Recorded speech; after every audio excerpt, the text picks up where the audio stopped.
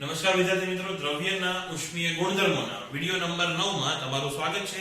આજનો આપણો ટોપિક છે જળાશયની સપાટી ઉપર બરફનું થીજવું, એટલે કે નદી તો નહીં પણ તળાવ કે સરોવર કે એવું હોય કે જ્યાં પાણી સ્થિર હોય એમાં બરફ ક્યાંથી જામવાનું ચાલુ થાય? ઉપરની સપાટીથી। એવું કેમ થાય? પાણીના અનિયમિત વર્તનને કારણે 4 ડિગ્રી ઉપર એની ઘનતા મહત્તમ થાય ને બધું આપણે ચર્ચા કરી હતી। હવે એને થોડું આગળ લઈ જવાનું છે કે એની જાડાઈ ધારો કે x હોય, ઓલરેડી થોડો બરફ છે આપણી પાસે, એનું સ્તર ઉપર બરફ છે, તો હવે એ જે સ્તર છે એમાં નીચે વધારો થતો જશે। એ વધારો કેટલી ઝડપથી થાય અથવા અમુક x માંથી અમુક x જેટલી જાડાઈ થવા માટે કેટલો સમય લાગે, એ બધી ચર્ચા આપણે અત્યારે હવે કરવાની છે। તો ધારો કે આપણી પાસે એક જળાશય છે, એમાં x જાડાઈનો બરફ ઓલરેડી છે, ઉપર વાતાવરણ છે અને બરફની નીચે શું હશે? પાણી હશે।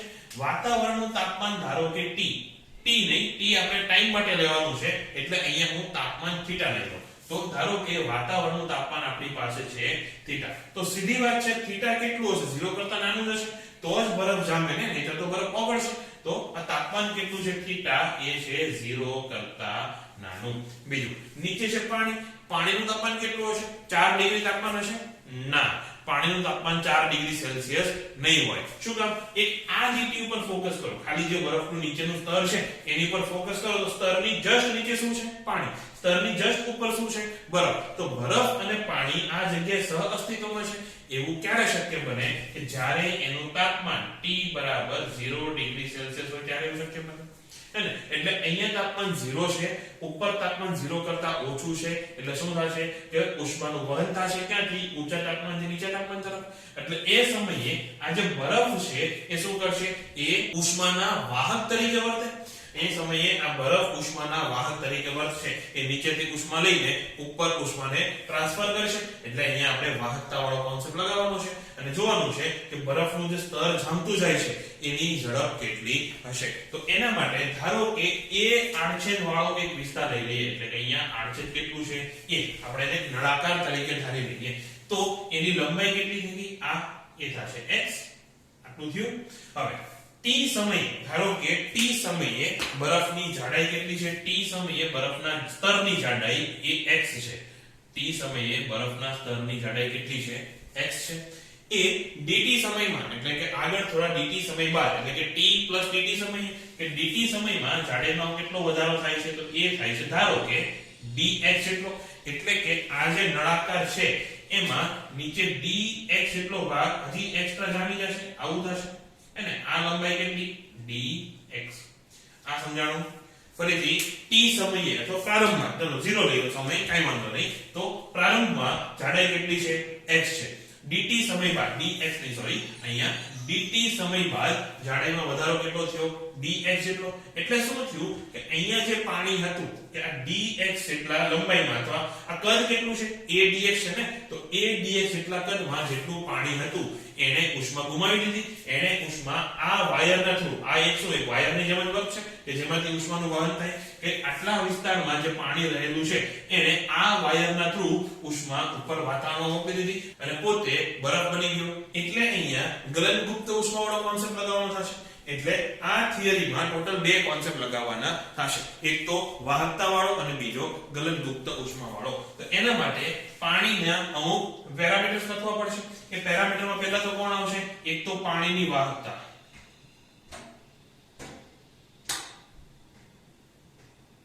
એના બરાબર ધારો કે k, પાણીની વાહકતા કેટલી છે? k। બીજું પાણીની ઘનતા, પાણીની ઘનતા કેટલી છે? ρ। પાણીની ગલનગુપ્ત ઉષ્મા, ગગુ ઉષ્મા, એ કેટલી છે? ધારો કે l, હે ને? l f લખો તો વાંધો નહીં, અહીંયા આપણે પાણી ઉકાળવું નથી એટલે l બી ની તો જરૂર જ પડવાની, એટલે l લખો તો એ l f જ સમજાશે। તો પાણીની ગલનગુપ્ત ઉષ્મા કેટલી છે? l। અને આજે આપણે વાયર લીધો છે એની લંબાઈ કેટલી? તો કે વાહકની લંબાઈ એ કેટલી છે? x થશે। આ વાયરની લંબાઈ કેટલી? x, અને વાહકનું ક્ષેત્રફળ કેટલું? એ થશે 1। તો આટલી વસ્તુનો ઉપયોગ કરીને, અચ્છા હજી એક વસ્તુ કે વાહક માટે તાપમાનનો ફેરફાર કેટલો? ડેલ્ટા t બરાબર કેટલું છે? એ છે થીટા, ઉપર થીટા, નીચે 0, તો ફેરફાર કેટલો? થીટા। તો બસ આટલી વસ્તુનો ઉપયોગ કરીને આપણે આગળ હવે ગણતરી કરવાની છે। તો dt સમયમાં dt સમયમાં બરફ બનતા પાણીનું કદ એ કેટલું થશે કદ એને તમે dv કહી દો કે ખાલી v કહી દો કઈ વાંધો નહીં તો dv બરાબર થશે જે ક્ષેત્રફળ હોય એ ગુણ્યા જે લંબાઈમાં ફેરફાર આવ્યો હોય એ આટલા ભાગનું કદ લેવાનું ને એ કેટલું થશે a dx એટલે કે dt સમયમાં બરફ બનતા પાણીનું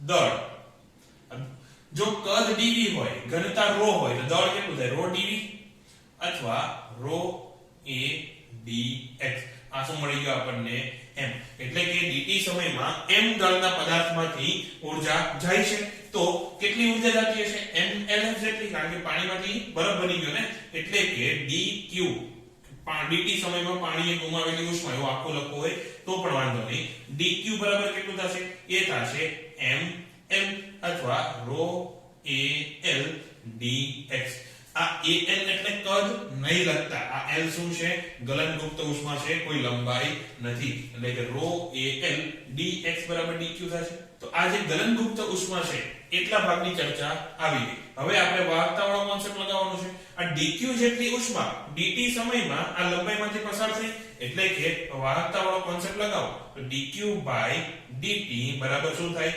કે એ તાપમાનનો ફેરફાર કેટલો થીટા એના છેદમાં લંબાઈ કેટલી x dq ની કિંમત મૂકો ρ a l dx છેદમાં dt બરાબર k a થીટા છેદમાં x આટલું થશે આ a કેન્સલ થશે તો dx dt એટલે શું આવ્યું તો dx dt બરાબર આવશે k થીટા છેદમાં l ρ એટલું જ આવશે ને k થીટા ના છેદમાં l ρ ગુણ્યા 1 ના છેદમાં x એટલે કે dx ના છેદમાં dt એ x ના વ્યસ્ત પ્રમાણમાં છે એક તો આનો ઉપયોગ કરવાનો છે ગણતરી ગણતી વખતે અને પછી આ ઇક્વેશનનો ઉપયોગ કરીને હજી આપણે આગળ ગણતરી કરશું પણ પહેલા આનો મતલબ સમજી લઈએ તો dx dt એટલે શું x નો વધવાનો દર હે ને અથવા x ના બદલાવાનો દર x શું છે બરફના સ્તરની જાડાઈ એટલે કે બરફના સ્તરની જાડાઈનો વધવાનો દર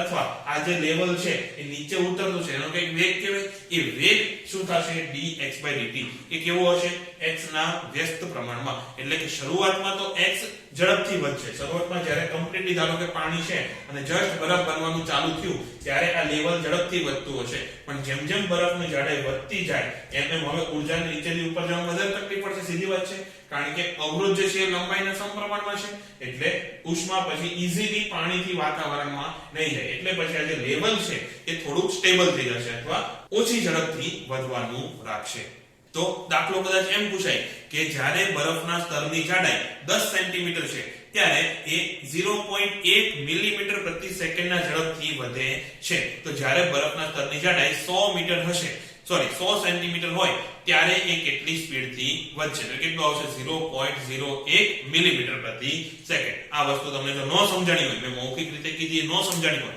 તો ગણતરી કરીને ચેક કરી લેજો x ની બે કિંમત આપી મેં 10 સેન્ટીમીટર અને 100 સેન્ટીમીટર અને આ કેટલું આપ્યું મેં 0.1 મિલીમીટર પ્રતિ સેકન્ડ તો ગણતરી કરી લેજો તો આપણું સૂત્ર આવું કંઈક હતું હે ને હવે x વાળા ભાગને એક બાજુ ભેગા કરો અને સમય વાળા ભાગને એક બાજુ ભેગો કરો એટલે આપણે x અને સમય વચ્ચેનો સંબંધ શોધી શકીએ તો dt બરાબર શું લખાશે dt બરાબર થશે k થીટા છેદમાં ρ lf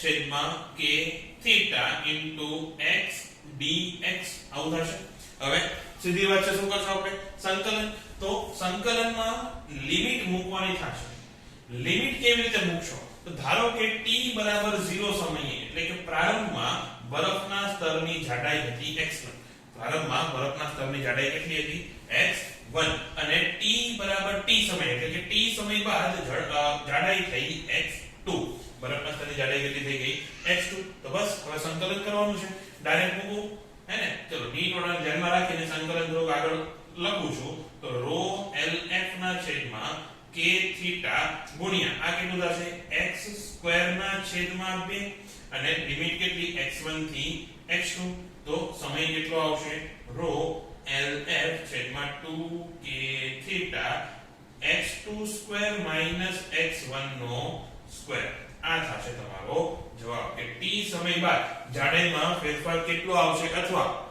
x1 માંથી x2 જેટલી જાડાઈ થવા માટે સમય કેટલો લાગશે એ લાગશે t અને કેટલો છે રો LF ના છેદમાં 2k થીટા ગુણ્યા x2 સ્ક્વેર x1 નો સ્ક્વેર હવે ધારો કે પ્રારંભમાં એટલે કે ચલો એક્સ્ટ્રા લખી નાખીએ ધારો કે t બરાબર 0 સમયે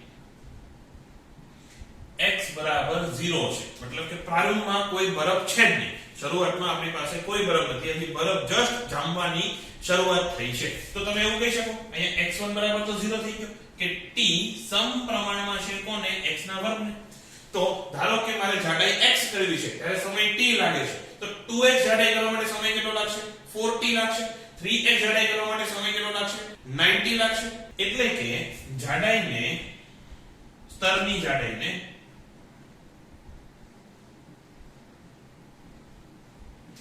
x 2x 3x એવી રીતે nx થવા માટે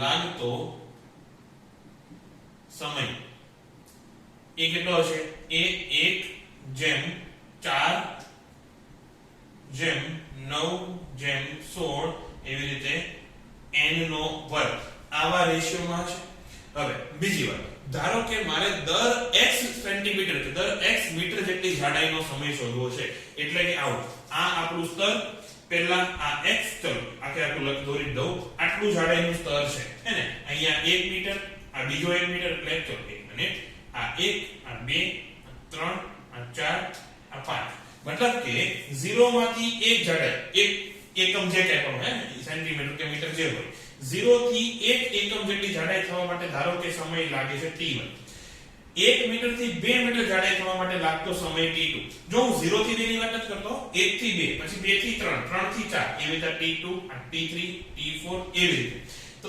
એ સમયનો ગુણોત્તર શું હશે અહીંયાથી બાદબાકી કરતું જવાનું જો આ શેના માટે તો 0 થી x થવા માટે લાગતો સમય 0 થી 2x થવા લાગતો સમય 0 થી 3x થવા લાગતો સમય આ શું છે 0 થી 1 થવા પછી 1 થી 2 થવા પછી 2 થી 3 થવા એની વાત કરું છું તો એનો ગુણોત્તર શું આવશે તો કે દર x જાડાઈ થવા લાગતો સમય એનો રેશિયો આવશે એ બાદબાકી કરવી પડશે એ થાય જો પહેલા તો 1 તો આવશે તો આ 1 પછી 4 માંથી 1 જાય તો 3 9 માંથી 4 જાય તો 5 એટલે આ કેવો આવશે બેકી સંખ્યા આવશે 2n - 1 એના ગુણ્યા બસ આટલું એના ગુણ્યા કઈ નહીં 2n - 1 એટલે કે nx જેટલી જાડાઈ થવા માટે મતલબ કે x માંથી સોરી n - 1x માંથી ફોર એક્ઝામ્પલ ચલો આ લઈ લો કે 4 માંથી 5 થવા માટે લાગતો સમય અહીંયા n બરાબર કેટલું મૂકવાનું 5 મૂકવાનું છેલ્લે જે થાય એ મૂકવાનું તો આ એની વાત થાય છે આગળનો ટોપિક છે વાહક સ્તરોનું અથવા ઉષ્માના વાહક સ્તરોનું સંયોજન બે પ્રકારે થશે એક તો શ્રેણીમાં અને બીજું સમાંતરમાં તો શ્રેણી સમાંતર જે અવરોધ વાળો તમે ભણ્યા હતા અહીંયા સેમ લોજિક લગાવવાનું છે તો ધારો કે આપણી પાસે n સ્તર છે એ સ્તર કેવા છે તો એની જાડાઈ d અને એના આડછેદનું ક્ષેત્રફળ a અને એના ઉષ્મા વાહકતા એમની ઉષ્મા વાહકતા છે k1 k2 k3 એમ કરતા kn હવે ટોટલ કેટલી ઉષ્મા વાહકતા છે n ઉષ્મા વાહકતા છે હવે એ બધાને આપણે શ્રેણીમાં જોડેલા છે શ્રેણીમાં જોડાણ થાય એટલે હેડિંગ આપવાનું રહી ગયું શ્રેણી જોડાણ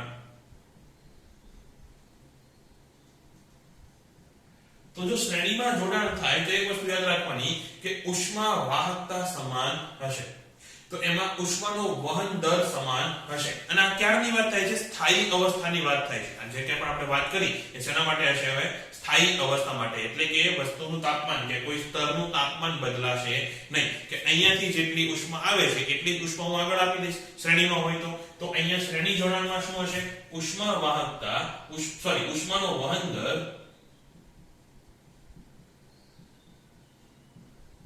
સમાન હશે કોના માટે બધા જ સ્તર માટે ઉષ્માનો વહન દર તો સમાન જ રહેશે. તો ધારો કે આ બાજુ તમે તાપમાન આપ્યું છે T0, આ બાજુ તાપમાન આપ્યું છે Tn, અને Tn એ T0 કરતા નાનું છે, એટલે કે ઉષ્મા અહીંયાથી અહીંયા વહન થશે. હવે ધારો કે એક સ્તરનો ઉષ્મીય અવરોધ R1 R2 R3 up to Rn છે.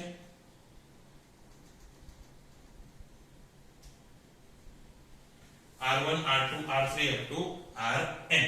હવે આને જો આપણે શ્રેણીમાં જોડવામાં આવે તો આપણને ખબર છે કે R equivalent એટલે કે સમતુલ્ય અવરોધ એ કેટલો થશે? R equivalent બરાબર થશે R1 R2 R3 up to Rn. શ્રેણીમાં બધાનો સરવાળો. હવે આ બધાની જો કિંમત મૂકવાની થાય તો આ તમને આવડશે કે R1 કેટલું થાય? L ના છેદમાં K1A. આ તો યાદ છે ને? તો R1 બરાબર થશે L કેટલું છે આના માટે? D એના છેદમાં K1A વત્તા D એના છેદમાં K2A વત્તા D એના છેદમાં KNA. Req નું શું? હે ને? સમતુલ્ય અવરોધ માટે હવે પાછી એક આકૃતિ દોરું છું. સમતુલ્ય અવરોધ માટે શું કરવાનું કે પરિમાણ સરખા રાખવાના. ટોટલ લંબાઈ અને ટોટલ એરિયા કેવો રાખવાનો? સરખો. અને એક જ મટીરીયલ નું બનેલું હોય એવું. ફરી ચલો થોડું વધારે ડિટેલમાં કહી દઉં. સમતુલ્ય અવરોધ એટલે શું કે આ આખી ગોઠવણને હટાવો, એની જગ્યાએ બીજી એક ગોઠવણ મૂકો જે ખાલી એક જ પ્રકારના પદાર્થની બનેલી હોય. અહીંયા તો n અલગ અલગ પદાર્થ છે ને, K1 K2 K3 up to Kn. તો આપણે એક જ પદાર્થની બનાવેલી ગોઠવણ મૂકવી છે, પણ એનું આકાર સમાન અને એનો જે અવરોધ છે એ પણ સમાન રહેવો જોઈએ. જો અવરોધ સમાન હોય, આકાર સમાન હોય એટલે કે લંબાઈ અને એરિયા સમાન હોય તો પછી એમાંથી જે વહન દર છે એ સમાન જ રહેવાનું છે. તો આપણે એવી ગોઠવણ ગોઠવવી છે અને એનો ઉષ્મીય વાહકતા કેટલી? Keq. તો આના માટે Req કેટલો થશે? Req બરાબર થશે L ના છેદમાં Keq into A. આવું થશે. આ કિંમત અહીંયા મૂકી દો તો એ થશે D ના છેદમાં સોરી L ની આવે, અહીંયા L ની આવે, n વખત D આવશે હે ને? કેટલી જાડાઈ છે એની? એકની જાડાઈ D હતી, એવા n સ્તર હતા. તો આની જાડાઈ કેટલી થશે? n વખત D થશે. તો અહીંયા આવશે ND એના છેદમાં KEQ into A. તો DA તો બધેથી કેન્સલ. તો અહીંયા શું વધશે? n ના છેદમાં KEQ બરાબર 1 ના છેદમાં K1 વત્તા 1 ના છેદમાં K2 up to 1 ના છેદમાં Kn. આવું થશે. તો આ K equivalent નું આપણે સૂત્ર લખવું હોય તો આવું થશે 1 ના છેદમાં K equivalent બરાબર 1 ના છેદમાં n ગુણ્યા 1 ના છેદમાં K1 વત્તા 1 ના છેદમાં K2 up to 1 ના છેદમાં Kn. આવું થશે. અને આમાં જો એમ પૂછે કે ઉષ્માનો કુલ વહન દર કેટલો હશે, તો ઉષ્માનો કુલ વહન દર કેટલો થાય? તાપમાનનો જે ફેરફાર હોય એ છેદમાં R equivalent હે ને, કુલ જે અવરોધ હોય એ. તો તાપમાનનો ફેરફાર કેટલો છે? એ છે T0 Tn છેદમાં R equivalent કેટલો? અહીંયા જો એ છે D ના છેદમાં A કોમન ગુણ્યા 1 ના છેદમાં K1 વત્તા 1 ના છેદમાં K2 up to 1 ના છેદમાં Kn. આ થશે ઉષ્માનો વહન દર. તો આ થઈ ગઈ શ્રેણી જોડાણની ચર્ચા. હવે આગળ આપણે સમાંતર જોડાણ જોવાનું છે. હવે શ્રેણી જોડાણની ચર્ચા કર્યા પછી આગળનું જોડાણ ઓબ્વિયસલી સમાંતર જોડાણ જ હોય. તો આ સમાંતર જોડાણની આકૃતિ છે. આ બાજુ આપણે T0 તાપમાન આપેલું છે, આ બાજુ Tn તાપમાન આપેલું છે અને સ્તરને આવી રીતે રાખેલા છે. પહેલા શું હતું? આવી રીતે લાઈન બાય લાઈન હતા. હવે એકની ઉપર એક એવી રીતે રાખેલું છે. પહેલા બેસિક ચર્ચા કરી લઈએ કે શ્રેણી શું કામ કહેવાય, સમાંતર શું કામ કહેવાય. શ્રેણીમાં કેવું હોય? ધારો કે હું ખુદ ઉષ્મા છું તો હું અહીંયા આવ્યા પછી મારે તો K1 માં એન્ટર થવું પડે, K1 પછી K2, K3 પછી K2 પછી K3 એવી રીતે આગળ વધવું પડશે. એટલે કે શ્રેણીમાં ઊર્જા પાસે કોઈ ઓપ્શન હોતો નથી. આવી જ વસ્તુ આવતા વર્ષે એટલે કે હવે તમારું 12મું ચાલુ થઈ ગયું તો જ્યારે વિદ્યુત પ્રવાહની વાત કરશું ત્યારે આવશે કે જ્યારે વિદ્યુત પ્રવાહનું અવરોધોનું શ્રેણીમાં જોડાણ કરેલું હોય તો પછી એ પહેલા R1 માં જશે, પછી જ R2 માં જશે. કોઈ ઓપ્શન એની પાસે છે નહીં. એટલે કે બધા જ અવરોધમાંથી ઉષ્માનું વહન દર સમાન હોય અને ઓલામાં પ્રવાહ સમાન હોય, અહીંયા વહન દર સમાન હોય. તો સમાંતરમાં શું થશે? સમાંતરમાં જુઓ એની પાસે મલ્ટીપલ ઓપ્શન છે હે ને. ઉષ્મા જ્યારે અહીંયાથી અહીંયા આવે ત્યારે એની પાસે ઓપ્શન છે કે K1 માં જવું, K2 માં જવું કે K3 Kn શેમાં જવું.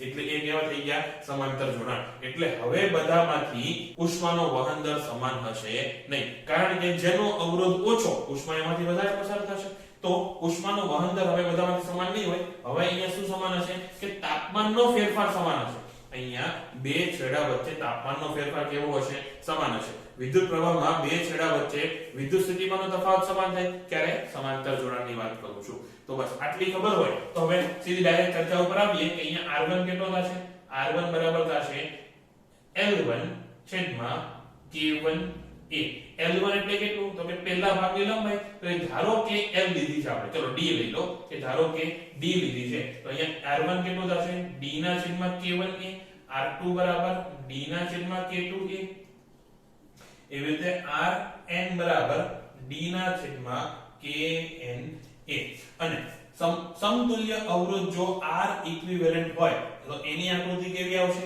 કે પાછું આખી ગોઠવણ છે એટલા જ કદનું અથવા એટલા જ પરિમાણ વાળો બીજો એક ચોસલું લઈ લો પણ સિંગલ મટીરીયલ નું બનેલું હોવું જોઈએ એ સિંગલ મટીરીયલ કેવું લેવાનું કે જેની વાહકતા K ઇક્વિવેલન્ટ હોય K eq હોય તો આનો અવરોધ કેટલો થશે તો R બરાબર આની લંબાઈ કેટલી છે એ તો d ની d છે તો લંબાઈ d એના છેદમાં આડછેદનું ક્ષેત્રફળ કેટલું આમાં એક ભાગનું આડછેદનું ક્ષેત્રફળ a હતું તો a એવા કેટલા n છે તો d ના છેદમાં n k a આવું થશે અહીંયા k ઇક્વિવેલન્ટ આવશે તો d ના છેદમાં n વખત k ઇક્વિવેલન્ટ a આ થશે r ઇક્વિવેલન્ટ નું સૂત્ર હવે સમાંતરમાં જોડેલા છે તો 1 ના છેદમાં r eq વાળું સૂત્ર લગાવવું પડશે ને 1 ના છેદમાં r eq બરાબર 1 ના છેદમાં r1 વત્તા 1 ના છેદમાં r2 એવી રીતે 1 ના છેદમાં rn કિંમત મૂકો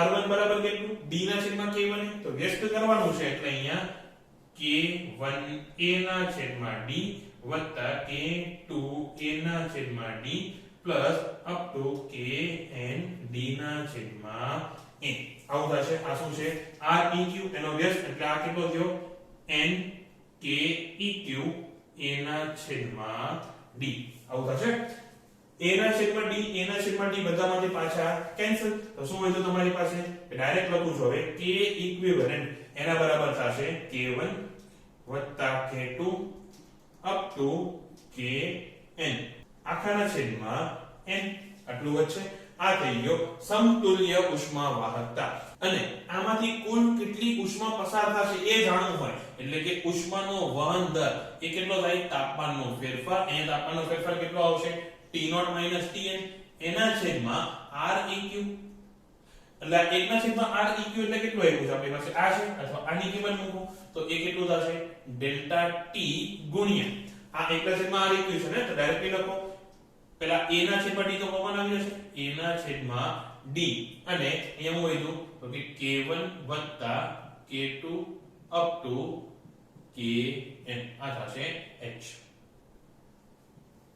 ઉષ્માનો કુલ વહન દર આટલો હશે તો સમાંતર અને શ્રેણીની ચર્ચા પૂરી હવે એના દાખલા જોવાના છે તો હવે રકમ લખવાનો સમય બાકી ગયો છે તો લખો રકમ સમાન પદાર્થમાંથી બનેલા બે સમઘનને આકૃતિ A અને આકૃતિ B માં દર્શાવ્યા મુજબ જોડવામાં આવેલા છે આકૃતિ A ના જોડાણમાં 10 કેલરી જેટલી ઉષ્માનું વહન થવા માટે જો 2 મિનિટનો સમય લાગતો હોય તો આકૃતિ B માં દર્શાવેલા જોડાણમાં 10 કેલરી ઉષ્માનું વહન થવા માટે કેટલો સમય લાગશે આ તમારે શોધવાનું છે ફરીથી એક વખત આકૃતિ રકમ રિપીટ કરી દઉં છું સમાન પદાર્થમાંથી બનેલા બે સમઘનને આકૃતિ A અને આકૃતિ B માં દર્શાવ્યા મુજબ જોડવામાં આવે છે આકૃતિ A ના જોડાણમાં 10 કેલરી ઉષ્માના વહન માટે 2 મિનિટ લાગે છે તો આકૃતિ B ના જોડાણમાં 10 કેલરી ઉષ્માના વહન માટે કેટલો સમય લાગશે તો હવે એનું સોલ્યુશન જોઈએ તો જો એક તો આ બ્લેક અને બ્લુ અલગ અલગ કલરથી દર્શાવ્યા છે ખાલી એટલા માટે કે બે અલગ અલગ સમઘન દેખાય એટલે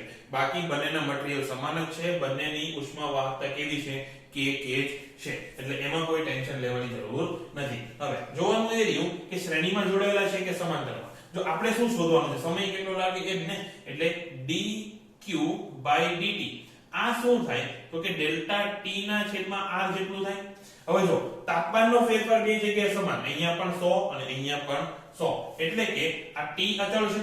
બીજું કે કેટલી ઊર્જા તમારે પસાર કરવી છે 10 કેલરી અને dq સેમ જ થઈ જવાના એટલે કે જે સમય લાગે છે એ r ના સમપ્રમાણમાં હશે.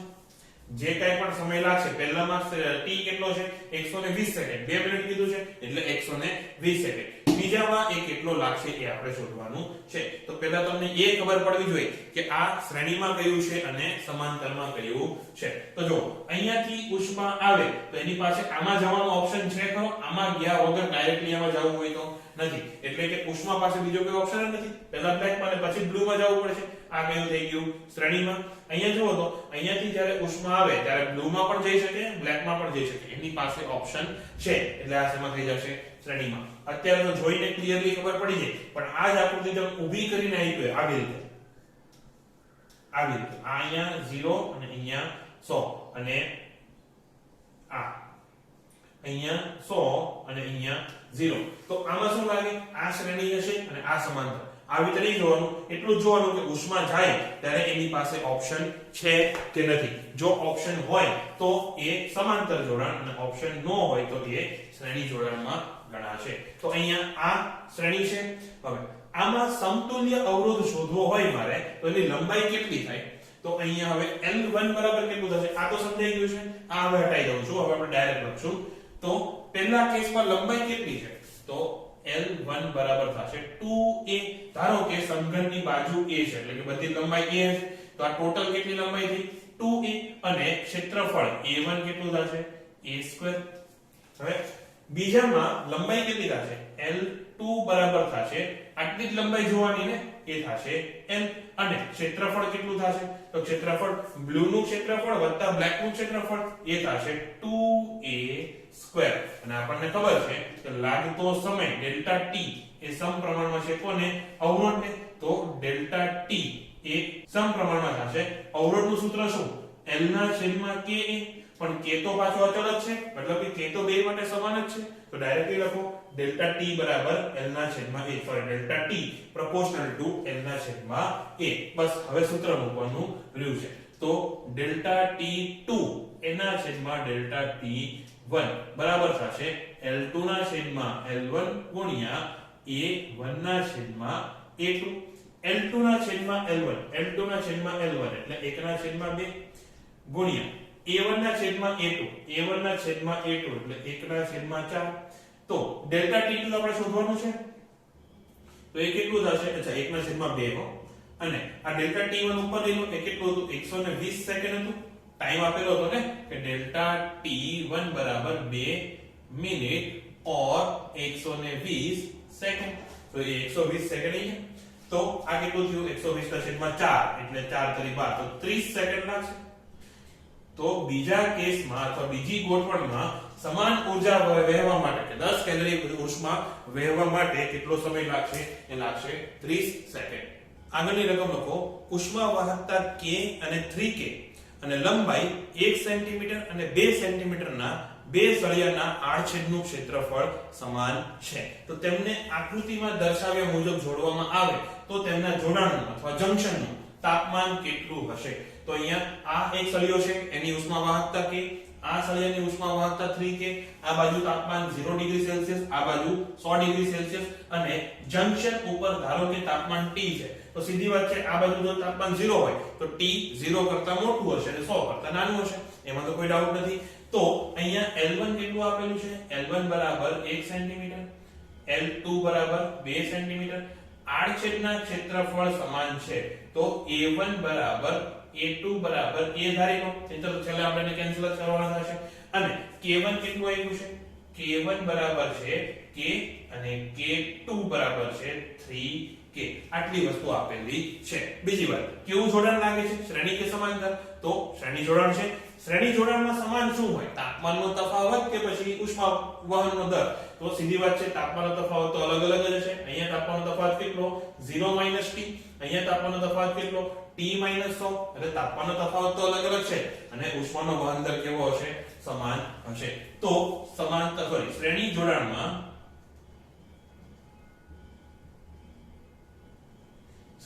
જોડાણમાં H1 બરાબર H2 એટલે કે પહેલા સળિયામાંથી જેટલી ઉષ્માનું વહન થાય છે એટલી જ ઉષ્માનું વહન બીજા સળિયામાંથી થતું હશે એકમ સમયમાં. તો H1 નું સૂત્ર શું? K1 A1 ડેલ્ટા T1 છેદમાં N1 બરાબર K2 A2 ડેલ્ટા T2 છેદમાં L2. હવે A1 ને A2 તો ઉડી જવાનું કારણ કે બે કેવા છે? સમાન છે. કિંમત મૂકો. K1 કેટલો છે? K ડેલ્ટા T1 કેટલો થશે? T - 0 તો K * T - 0 છેદમાં L કેટલો? 1. આને મીટરમાં ફેરવવાની જરૂર નથી. અહીંયા તમે સેન્ટીમીટરમાં મૂકશો, અહીંયા સેન્ટીમીટરમાં મૂકશો તો જે 10 ની -2 ઘાત છે તો બે બાજુ કેન્સલ થઈ જશે. તો K T - 0 ના છેદમાં 1 બરાબર 3K. અહીંયા કેટલું તાપમાનનો ફેરફાર છે? 100 - T. એના છેદમાં લંબાઈ કેટલી છે?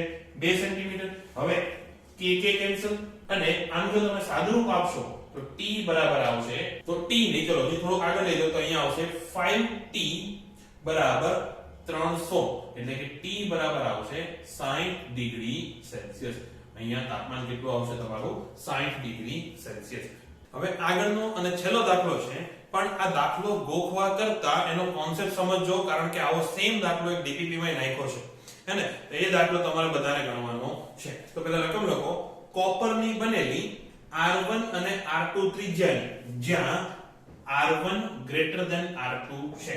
કોપરની બનેલી R1 અને R2 ત્રિજ્યાની R2 greater than R1 છે તો ફરીથી કહું છું કોપરની બનેલી R1 અને R2 ત્રિજ્યાની બે પાતળી કેન્દ્રનું વર્તી કવચ વચ્ચે K જેટલી ઉષ્મીય વાહકતાનો પદાર્થ ભરેલો છે.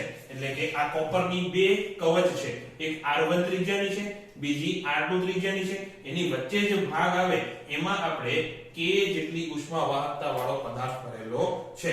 જો ગોળાના કેન્દ્ર પાસે એટલે કે અહીંયા જો ગોળાના કેન્દ્ર પાસે P જેટલા પાવરનું હીટર મૂકવામાં આવેલું હોય એટલે ગોળાના કેન્દ્ર પાસે P જેટલા પાવરનું આપણે હીટર મૂક્યું છે અને બહાર કંઈક તાપમાન હશે એટલે કે ફરીથી કહું છું જો ગોળાના કેન્દ્ર પાસે P પાવરનું હીટર મૂકીને તેના તાપમાન અનુક્રમે T1 અને T2 જાળવી રાખેલા હોય. એટલે જાળવી રાખેલા શબ્દ મહત્વના છે.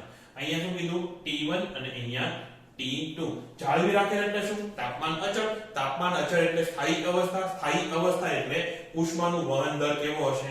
સમાન હશે. આપેલી વાત. તો આપણે શોધવાનું છે કે આ P કેટલું હશે અને એમ પણ કે આજે કવચ મળી અથવા આજે તમને મળ્યું આજે શું કહેવાય ગોળાની અંદર બીજો જે ગોળો એનો ઉષ્મા વાહકતા કેટલી હશે અથવા એમ પણ કે આજે ગોઠવણ તમને મળી એનો ઉષ્મીય અવરોધ કેટલો હશે એ શોધવાનું કે તો હવે એની ગણતરી કરવાની છે. તો એના માટે આપણે એક કવચ ધારી લઈએ. ધારો કે R ત્રિજ્યાની એક કવચ છે જેની જાડાઈ કેટલી છે? dr. ફરીથી કહું છું R ત્રિજ્યાની એક કવચ લીધી. આ જે બ્લુ દેખાય છે ને થોડી આછી છે સોરી પણ આ જે બ્લુ છે એ શું છે? R ત્રિજ્યાની એક કવચ એની જાડાઈ કેટલી છે? dr. તો આ પણ એક ઉષ્માના વાહક તરીકે વર્તે. અહીંયા જો તમે હીટર મૂક્યું હોય તો ઉષ્મા ક્યાંથી ક્યાં જતી હશે?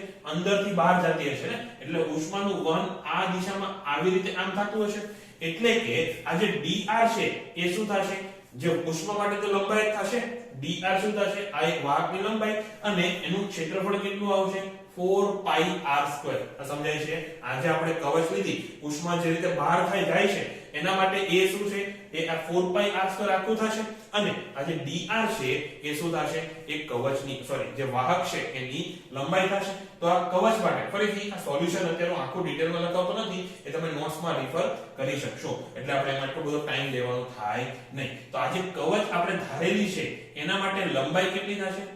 લંબાઈ બરાબર થશે dr અને ક્ષેત્રફળ એ થશે 4πr². આ સમજાણું. અને જેમ જેમ તમે બહાર જતા જાઓ એમ r વધે તો ત્રિજ્યા વધે તો ક્ષેત્રફળ વધે અને ક્ષેત્રફળ વધે અવરોધ જે છે એ શું છે? અવરોધ એ ક્ષેત્રફળના સમપ્રમાણમાં છે. આ ખબર છે? અવરોધ જે છે એ ક્ષેત્રફળના વ્યસ્ત પ્રમાણમાં છે. તો જેમ જેમ તમે બહાર જતા જાઓ એમ અવરોધ ઘટતો જશે. એટલે કે આવી અલગ અલગ કવચ લઈ લો તમે તો બધી કવચના અવરોધ સમાન હશે નહીં. છેલ્લે તો બધા સમાંતરમાં ને અહીંયાથી ઉષ્માને બહાર જવું હોય તો એની પાસે બીજો કોઈ ઓપ્શન છે? પહેલી કવચમાં જવું પડશે, પહેલી પછી બીજી કવચમાં, બીજી પછી ત્રીજી કવચમાં, એવી રીતે અહીંયા આગળ વધશે તો એની પાસે કોઈ ઓપ્શન તો છે નહીં. એટલે કે બધી જ જે કવચ છે એ શેમાં જોડેલી છે, એ શ્રેણીમાં જોડેલી છે અને બધી જ કવચના અવરોધ કેવા હશે, અલગ અલગ હશે. એટલે આપણે અહીંયા શું કરવું પડશે, સંકલન કરવાનું થશે. તો આ જે કવચ લીધી છે એનો અવરોધ કેટલો થશે, એટલે હું ધારો કે dr કહ્યું, આ જે ખાલી કવચ લીધી છે એનો અવરોધ dr એ કેટલો થાય, એનો સૂત્ર થાય l ના છેદમાં ka.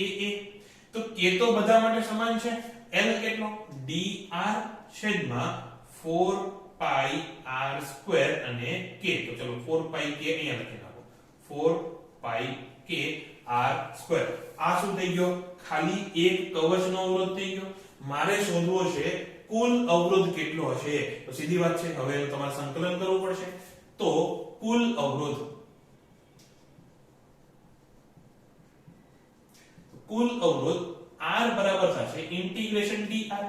જ્યાં ઇન્ટિગ્રેશન ની લિમિટ શું આવશે, તો તમે r ક્યાંથી વેરી કરવાનું ચાલુ કરશો, r1 થી ચાલુ કરશો ને, r1 થી વધારતા વધારતા r2 સુધી જવાનું છે. તો ઇન્ટિગ્રેશન ની લિમિટ આવશે r1 થી લઈને r2 સુધી. તો એ લખો, આ dr ની કિંમત મૂકો, તો ઇન્ટિગ્રેશન r1 થી લઈને r2, dr કેટલું થશે, તો d સ્મોલ r છેદમાં 4 pi k અને r નો વર્ગ. 1/4 pi k તો અચળ છે, કાઢો બહાર એને. તો 1/4 pi k અને એક સ્ટેપ કુદાવો તો ઇન્ટિગ્રેશન 1/r² dr એ કેટલું આવશે, -1/r પ્લસ c આવશે. લિમિટ વાળું ઇન્ટિગ્રેશન છે એટલે પ્લસ c આપણે નહીં લખીએ. તો અહીંયા કેટલું થશે, -1/r અને લિમિટ કેટલી, r1 થી લઈને r2. હવે લિમિટ મૂકો તો અવરોધ, કુલ અવરોધ આવશે r બરાબર 1/4 pi k અને 1/r1 -1/r2. જો અહીંયા એક સ્ટેપ સ્કીપ કર્યો તો તમારું ધ્યાન હોય તો આ જે માઈનસ સાઈન હતી ખરેખર શું આવે, -12 આવશે, 1/r2 1/r1 આવશે. એ માઈનસ ને પાછું અંદર ઘુસાડો તો 1/r1 -1/r2 થશે. તો આ થઈ ગયો આપણી પાસે જે ગોઠવણ છે એનો સમતુલ્ય અવરોધ. આપણે ખાલી અવરોધ શોધવાનો નથી, બે તાપમાનના ફેરફાર આપ્યા છે, પાવર શોધવાનો છે. પાવર એટલે શું, એકમ સમયમાં પસાર થતી ઉષ્મા અથવા ઉષ્માના છેદમાં સમય, હે ને. તો એ શું થઈ ગયું, તમારો ઉષ્માનો વહન દર જ થઈ ગયો ને, કે જો પાવર p હોય એટલે કે અહીંયા જે હીટર રાખ્યું છે એનો પાવર p લેવામાં આવે તો એકમ સમયમાં પસાર થતી ઉષ્મા dq/dt એ ખુદ p થશે કે નહીં. તો એ કેટલો છે, dq/dt બરાબર શું થાય, તો કે તાપમાનનો ફેરફાર છેદમાં અવરોધ. આ તો આપણે જોયું હતું. તો p બરાબર કેટલું થશે, p બરાબર થશે તાપમાનનો ફેરફાર કેટલો છે, T2 - T1 કે T1 - T2. તો T1 - T2, અંદરનું તાપમાન વધારે છે ને, T1 એ T2 કરતા વધારે છે, તો T1 - T2 છેદમાં અવરોધ કેટલો આવ્યો, 1/4 pi k. તો ચલો 4 pi k તો અહીંયા આવશે, 4 pi k અને છેદમાં શું વધશે, 1/r1 - 1/r2.